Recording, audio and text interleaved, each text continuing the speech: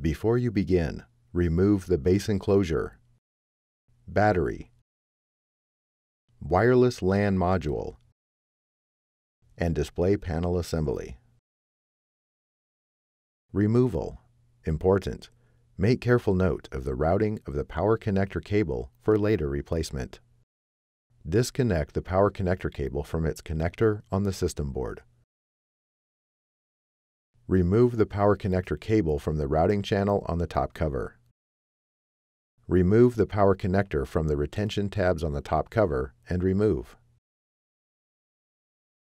Reverse this procedure to install the power connector cable.